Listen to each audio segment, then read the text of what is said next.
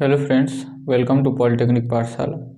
तो इस लेक्चर में हम लोग देखने जा रहे हैं, इस वीडियो में हम लोग देखने जा रहे हैं थ्योरी ऑफ मशीन का प्रीवियस ईयर पेपर के बारे में डिस्कशन करेंगे। उसका सॉल्यूशन कैसे करना है, ठीक है। हम डिटेल तो लिखेंगे नहीं, लेकिन बताते चलेंगे आपको क्या लिखना है, कैसे लिखना है, ठीक है। तो बात करते हैं, जो ये पेपर रहेगा ये 2021 का रहेगा।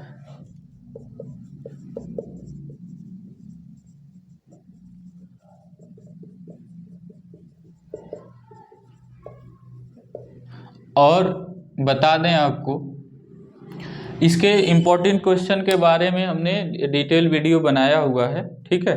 वो आप जाएंगे तो प्लेलिस्ट सेक्शन मिलेगा आपको, प्लेलिस्ट चैनल पर ही प्लेलिस्ट सेक्शन में जाएंगे तो साइड में प्लेलिस्ट में जाएंगे, नीचे आप जाएंगे, थोड़ा प्लेलिस्ट ज़्यादा बना होगा, नीचे और जाएंगे तो आपको मिलेगा इम्पोर्टेंट क्वेश्चन का एक प्लेलिस्ट लिखा होगा, important question for semester exams, या फिर इंग्लिश में या फिर हिंदी में लिखा होगा कि सेमेस्टर परीक्षा के लिए महत्वपूर्ण प्रश्न, ठीक है।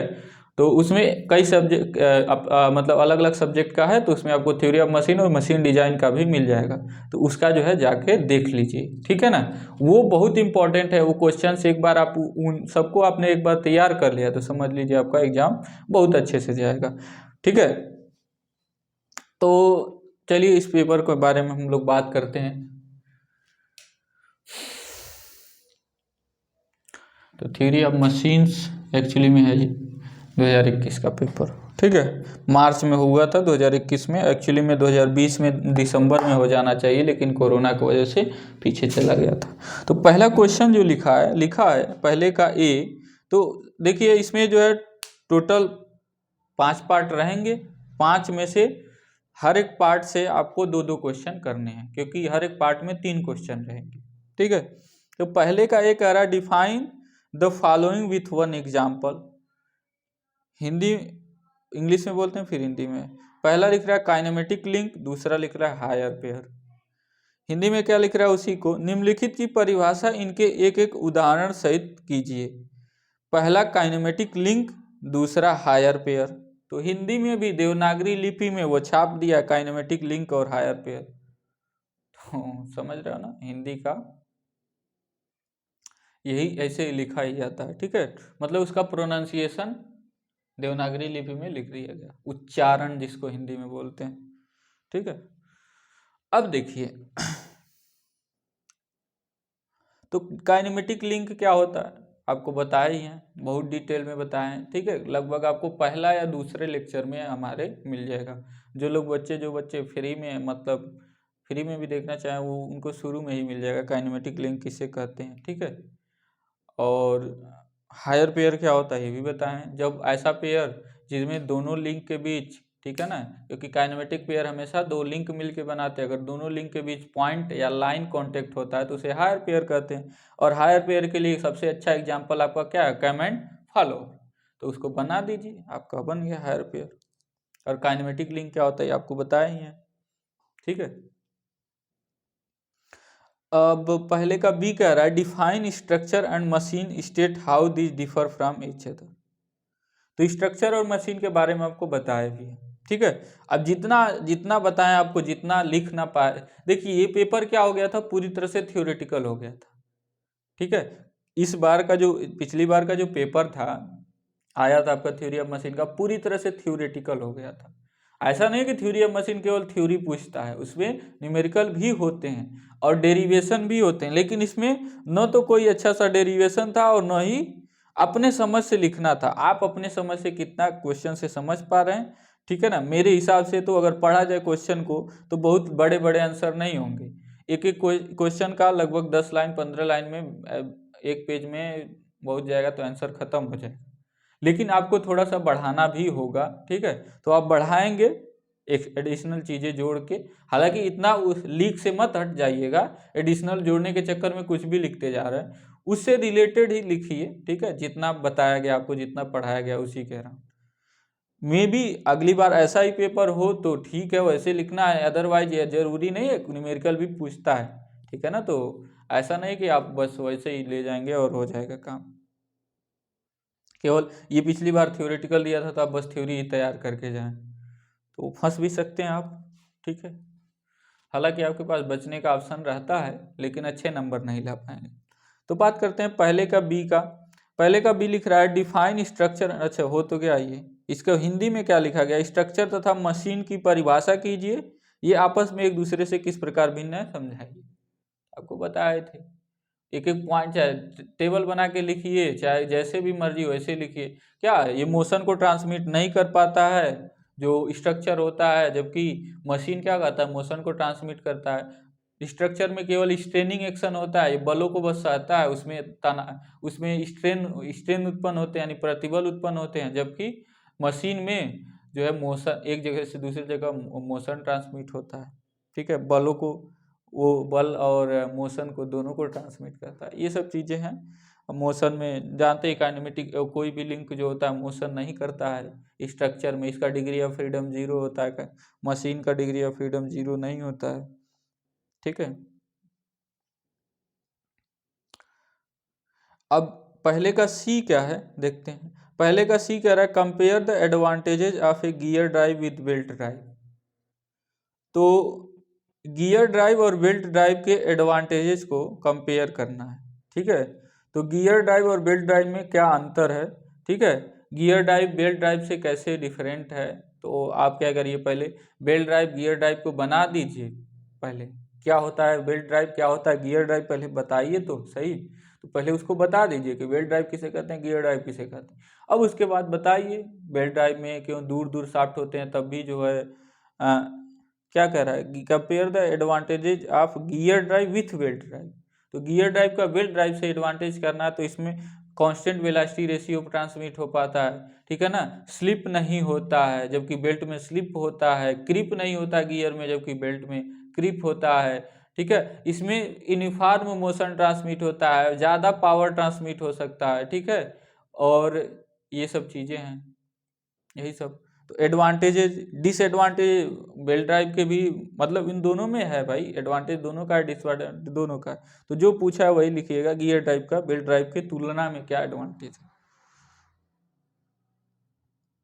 उसके बाद दूसरे का ए पर आते हैं। दूसरे का ए है what is a 4 bar chain, explain and give its one inversion.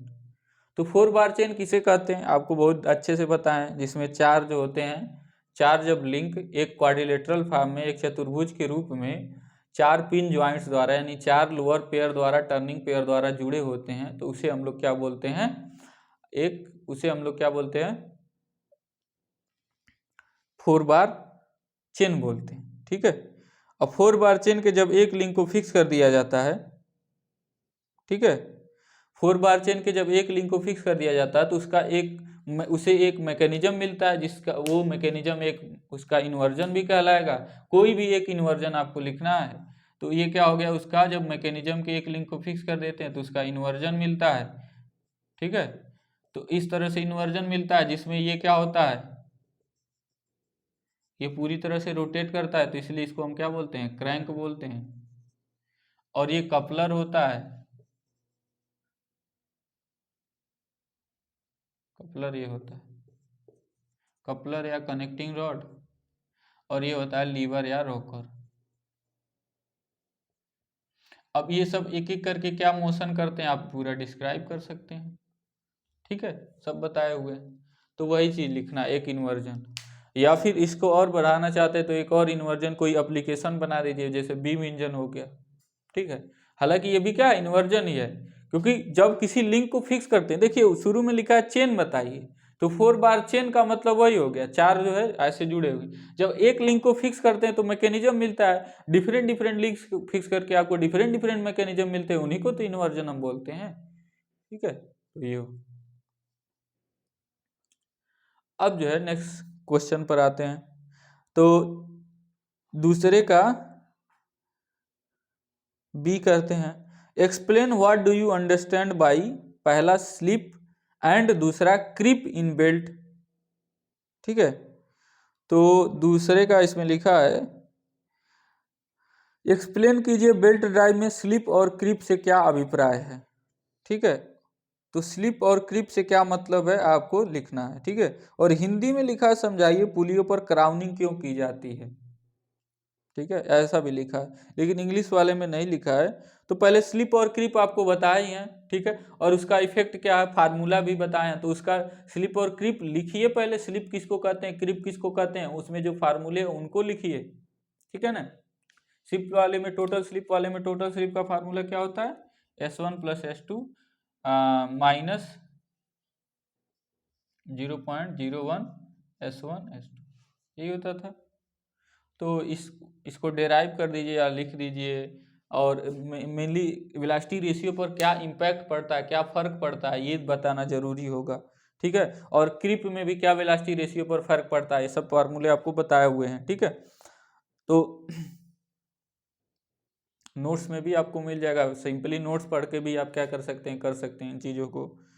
उसके बाद उसमें कह रहा है क्राउनिंग, जो हिंदी में लिखा था बताते हैं क्राउनिंग का क्या मतलब है। क्राउनिंग का मतलब है पुली के एजेज को, किनारों को क्या कर दिया जाता है, थोड़ा उठा दिया जाता है ताकि पुली उस पर से स्लिप होके गिरे, मतलब सड़क के गिरे मत, ठीक है ना। चलने के कारण होता है ना, पुली ऐसे होती है, अब बेल्ट पुली पर ऐसे होता है, पुली बोल रहे हैं बार बार, माफ करिए। तो पुली होता है उस पर ऐसे होता है, तो क्या हो, बेल्ट जो होता है उस पर चलता है वो गिरे मत। ऐसे आप लोग देखे होंगे, तो बेल्ट पुली जब चलता है तो बेल्ट पुली पर क्या होता है, ऐसे सरकता है ना। तो क्राउनिंग किया जाता है, पीछे जो साइड का हिस्सा होता है वो थोड़ा सा उभार कर दिया जाता है, उसी को हम लोग पुली का क्राउनिंग कहते हैं। तो ऐसे ही 4 शब्दों में 2 4 10 20 शब्दों में 2 3 लाइन में जैसे भी हो आप लिख लेंगे, ठीक है, लास्ट में लिखेंगे। अब दूसरे का सी क्या कर रहा है, list various types of gears, explain the working of any one of them with its purpose. तो list various types of gear, विभिन्न प्रकार के गियर ट्रेन्स हैं, दूसरे का सी कर रहा है, list various types of gear trains, explain the working of any one of them with its purpose. तो क्या लिखा है हिंदी में, विभिन्न प्रकार के गियर ट्रेन सूचीबद्ध कीजिए, इनमें से किसी एक के कार्य तथा उद्देश्य की विवेचना कीजिए। तो गियर ट्रेन क्या है, आपके कई गियर ट्रेन, जैसे पहला सिंपल गियर ट्रेन उसको लिस्ट कर देना, कंपाउंड गियर ट्रेन, ठीक है, reverted gear train, sun and planetary gear train, epicyclic gear train, ठीक है, प्लेनेटरी गियर ट्रेन या उसी को बोलते हैं सन एंड प्लेनेट इपीसाइक्लिक, ठीक है। तो जितने तरह के गियर ट्रेन हैं उनको क्या कर दीजिए, लिस्ट कर दीजिए, जितना आपको पता है उतना ही करेंगे। बहुत सारे गियर ट्रेन होते हैं, बहुत सारे टाइप के हैं, ठीक है, आपको पूरा नहीं लिखना है, बस 4 5 जितना आप पता है उतना लिखिए। और एक कोई सिंपल गियर ट्रेन या कंपाउंड गियर ट्रेन को क्या करिए, बना के कैसे जो है इसमें क्या मोशन कैसे ट्रांसमिट होता है, इसका ट्रेन वैल्यू क्या होता है, वेलोसिटी रेशियो क्या होता है, निकाल दीजिए, आपको बताया ही है, ठीक है। नंबर ऑफ आरपीएम और नंबर ऑफ टीथ के टर्म में बताया ही है ना, तो उन सबको लिख देना आपको। अब उसके बाद तीसरे पर आते हैं, पहले दूसरे का भी हो गया, दोनों पार्ट, तीनों पार्ट हो गया। तीसरे का A, explain the principle of a flywheel and draw its turning moment diagram. तो प्रिंसिपल ऑफ फ्लाईव्हील मतलब शुरू में जो बताया है, प्रिंसिपल कैसे जो है एनर्जी को एब्जॉर्ब करता है, कैसे रिलीज करता है, क्या फंक्शनिंग है, ये पर साइकिल क्या करता है, जो रोटेशन होता है, एंगुलर वेलोसिटी होता है, उसको क्या करता है, कंट्रोल करता है इंजन के, ठीक है। तो वो सारी चीजें आपको, वो सब चीजें लिखनी है, ठीक है। उसके बाद आपको उसका टर्निंग मोमेंट डायग्राम ड्रा करना है। तो टर्निंग मोमेंट डायग्राम लिख के, और कोई एक ड्रा करेंगे, सब मत ड्रा करने लगे। सिंगल सिलेंडर, एक था single cylinder, double acting steam engine का था, एक मल्टी सिलेंडर था, एक सिंगल 4 स्ट्रोक इंजन था, सिंगल सिलेंडर 4 स्ट्रोक इंजन। तो सबसे अच्छा रहेगा सिंगल सिलेंडर 4 स्ट्रोक इंजन को आप लिख दीजिए, उसका बना दीजिए टर्निंग मोमेंट डायग्राम, ठीक है। और उसमें बता दीजिए क्या क्या चीजें हैं, जो भी आपको अच्छा लगे, जिसमें आपको पूरा समझ हो वही करिए। तीसरे का भी कह रहा व्हाट इज,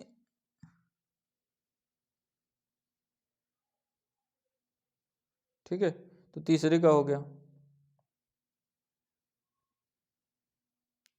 उसके बाद कह रहा है, तीसरे का ए हो गया, फ्लाईव्हील के सिद्धांत, हिंदी में बोल देते क्या, फ्लाईव्हील के सिद्धांत की विवेचना की तथा इसके टर्निंग मोमेंट संरचना को बताई।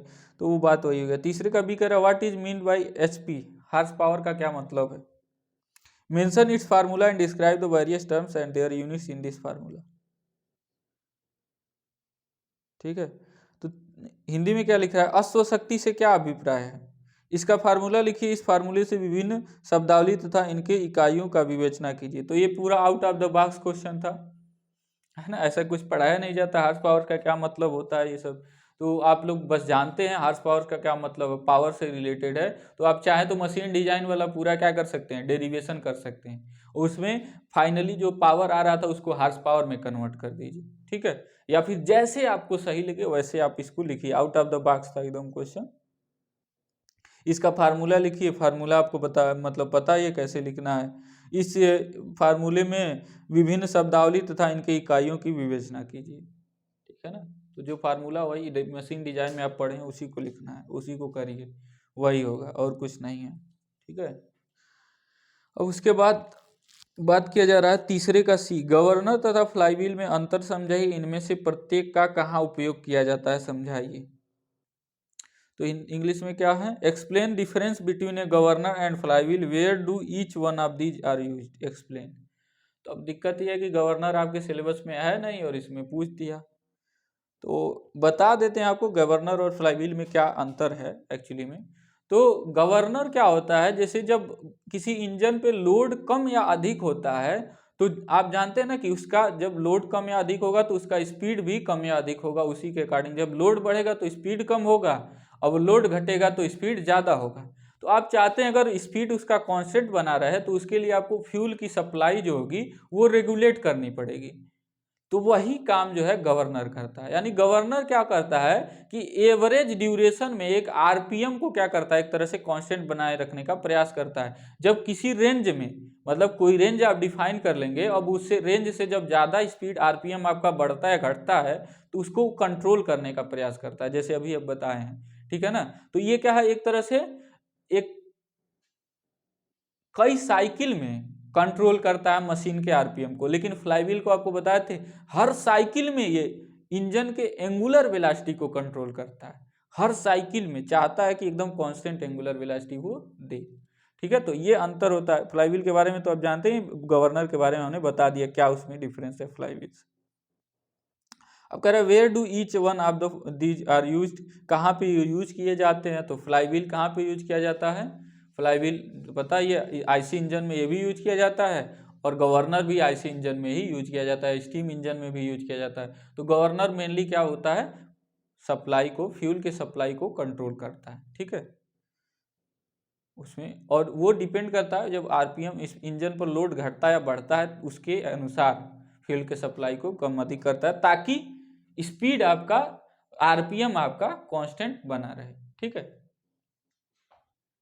अब देखिए अगला कह रहा है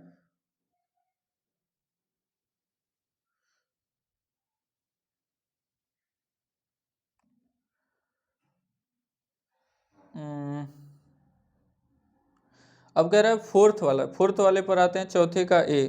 चौथे का ए कह रहा है, हिंदी में पढ़ते हैं, तो विभिन्न प्रकार के कैंप तथा फॉलोअर के नाम लिखिए, हम कैंप तथा फॉलोअर को कहाँ उपयोग करते हैं समझाइए।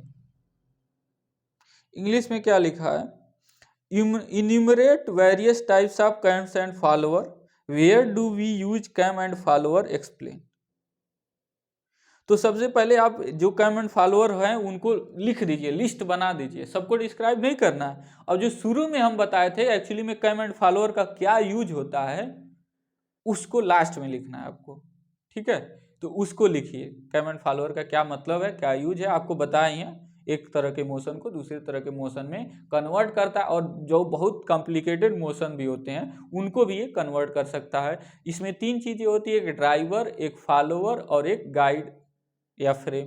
तो गाइड और फ्रेम जो होता है रुका रहता है, जो ड्राइवर होता है उसको कैम बोलते हैं, और जो आपका ड्रिवन मेंबर होता है उसको हम लोग ड्रिवन बोलिएगा, उसको हम लोग फॉलोअर बोलते हैं, ठीक है। ये सारी चीज़ें इस तरह से करना है। तो पहले लिस्ट कर दीजिए कैम एंड फॉलोअर के टाइप्स, फिर उसके बाद जो है ऐसे, या फिर उसको ऐसे भी लिख सकते हैं, कोई ऐसा डिफरेंस नहीं है, ऐसा नहीं एग्जामिनर को नहीं कोई दिक्कत होगा। तो पहले कैम एंड फॉलोअर क्या होता है उसके बारे में आपको बताएं, वो लिख ही दीजिए, ठीक है। उसके बाद क्या करिए, लिस्ट कर दीजिए सारे टाइप के कैम एंड फॉलोअर्स, ठीक।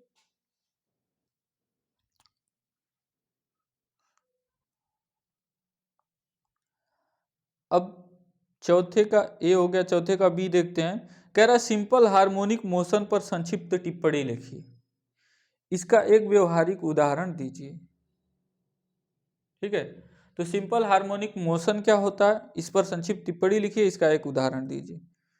तो ये एक्चुअली में आपका ये फिर से out of the box question हो गया। तो सिंपल हार्मोनिक मोशन आप पढ़े हैं किसमें, कम एंड फॉलोअर में ही। तो डिस्क्रिप्शन पूरा डिटेल में जो simple harmonic motion come and follower के बारे में बताए हैं वही आपको करना है। तो simple harmonic motion come and follower में कैसे मोशन होता है, सारी चीज़ें हम निकलवाए हैं। लिफ्ट क्या होता है, लिफ्ट और एस थीटा सारा रिलेशन वो सब करना है आपको, ठीक है। इसका एक व्यवहारिक उदाहरण क्या है, कम एंड फॉलोअर में ही तो यूज होता है। तो सबसे पहले ही उदाहरण लिख देंगे, simple harmonic motion come and follower में यूज होता है, ऐसे ऐसी चीजें हैं। उसके बाद सिंपल हार्मोनिक मोशन को कम एंड फॉलोअर के अकॉर्डिंग ही क्या कर दीजिए, पूरा डिस्क्राइब कर दीजिए, पूरा फार्मूला डेराइव कर दीजिए। उसमें मैक्सिमम वेलोसिटी क्या होता है, मैक्सिमम एक्सेलरेशन क्या होता है, एक्सेलरेशन का क्या फार्मूला होता है, वेलोसिटी का क्या फार्मूला होता है, सारा डिस्प्लेसमेंट का क्या फार्मूला होता है, सारा चीज़ बताएं। ठीक है, यहाँ पर बताने की जरूरत नहीं है, नोट्स में भी देखेंगे तो आपको मिल ही जाएगा। ठीक है, हमारे नोट्स में। तो अगला वही हो गया, write a short note on simple harmonic motion and give its one practical example.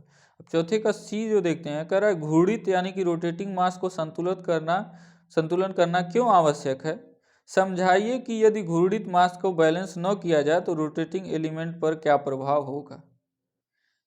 तो आपको बताया ना, ये पूरा डिटेल जो शुरू में बताए हैं पूरा बैलेंसिंग में, और जो नोट्स में लिखवाए हैं वही चीज है, ठीक है। तो कह रहा है explain why do you need to balance the rotating masses if this is not done, what is the effect of rotating element. तो आपको बताए हैं ये सारा चीज कि बैलेंसिंग किसे कहते हैं, अनबैलेंस किसे कहते हैं, पहले बताए थे कि मशीन में अनबैलेंस कैसे आता है, वो आपको बताए थे। एक रोटर लेकर के, ठीक है, एक ऐसे रोटर लेकर के, एक जो है सिंपली ऐसे फिगर उसमें बनाए होंगे, एक उसमें ऐसे मास होगा, एक रोटर भी बनाए होंगे, रोटर का जो है ऐसे बनाए होंगे। फिर क्या हुआ होगा, यहाँ पे जो सेंटर ऑफ मास इसका थोड़ा सा दूर चला गया होगा, तो इससे क्या हो रहा है, एक एम आर ओमेगा स्क्वायर क्या आ रहा है, सेंट्रीफ्यूगल फोर्स, जिसको हम लोग इनर्शिया फोर्स भी कहते हैं। और ये क्या कर रहा है, इसके कारण इस पर क्या होता है, बियरिंग पर फोर्सेज वगैरह लगते हैं। तो ये सारी चीज़ें बताए थे, तो ये अनबैलेंस हो गया, ठीक है। तो इसको ही बैलेंस करना कहलाता है बैलेंसिंग। उसके बाद इसके बारे में भी बताए थे, तो वही सारी चीज़ें लिखनी है। अब कह रहा है if this is not done what is the effect on rotating mass, rotating element. अब आपको बता दें, जैसे हम बताए थे ना, ऐसे ही एक लड़का लिख के पूरी तरह से आया हुआ था। मतलब जैसे बैलेंसिंग क्या होता है, अनबैलेंस क्या है, अनबैलेंस इन मशीन क्या है पहले लिखे थे, फिर बैलेंसिंग किसको कहते हैं, फिर उसका इफेक्ट क्या है, वो सारी चीज़ें एक एक करके ऐसे ऐसे वो लिख के आया था। उसको 50 में 48 मार्क्स मिले थे, ठीक है ना। तो वैसे ही आप लिख के आएंगे, अगर जैसे हम नोट्स में दिए हुए हैं, जैसे आप लोगों को समझाए हैं, तो आपको जरूर जो है अच्छे मार्क्स लाएंगे, 40 नंबर तक ले आएंगे, ठीक है, 40 या उससे अधिक, अगर वैसे ही लिखेंगे तब। अगर ज़्यादा रचने का प्रयास करेंगे, ज़्यादा इधर उधर से आप बढ़ाने का प्रयास करेंगे, तो कोई दिक्कत, कोई फायदा नहीं, ठीक है। तो वो हो गया आपका। अब फिर कह रहा है पांचवें पर आते हैं। पांचवें का ये कह रहा है झुलाव को धीमा करने पर संक्षिप्त टिप्पणी लिखिए, इस उद्देश्य के लिए एक मटेरियल का नाम लिखिए। तो कहने का मतलब ये क्या कह रहा है, right short note on damping off vibrations, ठीक है, mention one material for this पर। तो इसका मतलब ये पूछ रहा है डैम्प्ड वाइब्रेशन क्या होता है। तो डैम्प्ड वाइब्रेशन आपको समझाए हुए हैं पूरी तरह से, और उस डैम्प्ड वाइब्रेशन को ही आपको लिखना है, डैम्पिंग कैसे किया जाता है। और उसमें एक फ्लूइड जो यूज किया जाता है वाइब्रेशन के लिए, डैम्प्ड वाइब्रेशन में आपको डेरिवेशन भी करवाए थे फार्मूला का, वो कर देंगे। और डैम्प्ड वाइब्रेशन में जो या तो लिक्विड को यूज किया जाता है मटेरियल के रूप में, यही सब होता है, लिक्विड ही को यूज किया जाता है, ठीक है। आप लिख लेंगे लिक्विड ही यूज किया जाता है डैम्पिंग के लिए। और नेचुरल डैम्पिंग अगर होगा तो एयर रेजिस्टेंस नेचुरल डैम्पिंग के लिए यूज होता है। जैसे आप पेंडुलम जब छोड़ देते हैं तो फाइनली आके रुक जाता है ना, तो उसका डैम्पिंग हो रहा है। और डैम्पिंग हो रहा है किसके कारण, एयर रेजिस्टेंस के कारण, हवा में जो उसका हवा में चल रहा है तो रेजिस्टेंस जो लग रहा है उसके कारण।